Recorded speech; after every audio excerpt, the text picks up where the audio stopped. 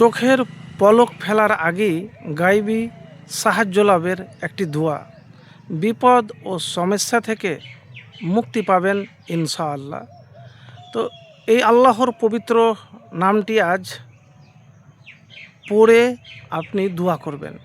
কোন নাম সেই নামও আমি বলবো, এবং এমন একটি দোয়ার কথা বলবো, হাদিস থেকে আছে যে কোনো মুসলিম যে বিষয়ে এভাবে আল্লাহকে ডেকেছে, আল্লাহ তার ডাকে সাড়া দিয়েছেন।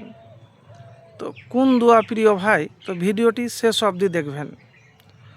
যারা বিপদে আছেন, সমস্যায় পড়ে গেছেন, সমস্যা থেকে বের হওয়ার কোনো রাস্তা দেখতে পাচ্ছেন না, তো এই আমল করলে ইনশাআল্লাহ চোখের পলক ফেলার আগেই গায়েবী সাহায্য পাবেন। তো প্রথমে উজু করবেন, আর উজু করার পরে আপনি 2 রাকাত নফল নামাজ পড়বেন, হাজতের নামাজ। তারপরে হাত উঠিয়ে দোয়া করবেন। কি করবেন? হাত উঠিয়ে দোয়া করবেন।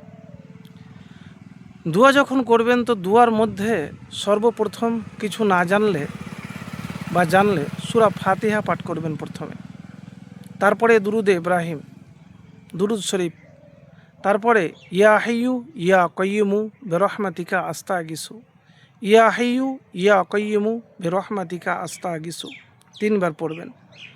তারপরে লা ইলাহা ইল্লা আনতা সুবহানাকা ইন্নী কুনতু মিনাজ জালিমিন। আল্লাহ রসুল সাল্লাল্লাহু আলাইহি সাল্লাম বলেছেন, মাছের পেটের ভিতর থাকা অবস্থায় ইউনুস আলাইহিস সালাম এই দোয়া করেছিলেন।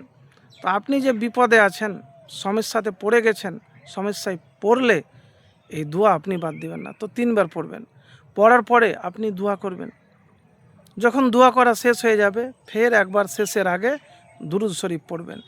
এই আমলটি দিনে অথবা রাতে যে কোনো সময়ে, নির্দিষ্ট সময়ে করবেন, নিয়মিত। তবে তাহাজ্জুদ নামাজের পরে করলে বেশি ভালো। এবারে এই যে আল্লাহর পবিত্র নাম ইয়া হাইয়ু ইয়া কাইয়ুমু 113 বার পড়বেন, বা যতবার আপনি পারবেন, কিন্তু বেশি বেশি করে আপনি পাঠ করবেন। ইয়া হাইয়ু ইয়া কাইয়ুমু বেশি বেশি করে পাঠ করবেন। কেন? নবীজি সাল্লাল্লাহু আলাইহি সাল্লাম যখন বিপদের মুহূর্তে ছিলেন, বদরের যুদ্ধে বা জীবনের সংকটময় কঠিন মুহূর্তে ছিলেন, তখন ইয়া হাইয়ু ইয়া কাইয়ুমু বেশি বেশি করে পড়েছিলেন। আমি 113 বার বললাম, আপনি বেশিও করতে পারেন, কমও করতে পারেন। তবে এতটা আপনাকে কথা বলবো যে বিপদের সময়তে ধৈর্য হারা হবেন না। অনেকে কী করে, হতাশ হয়ে যায়, নিরাশ হয়ে যায়।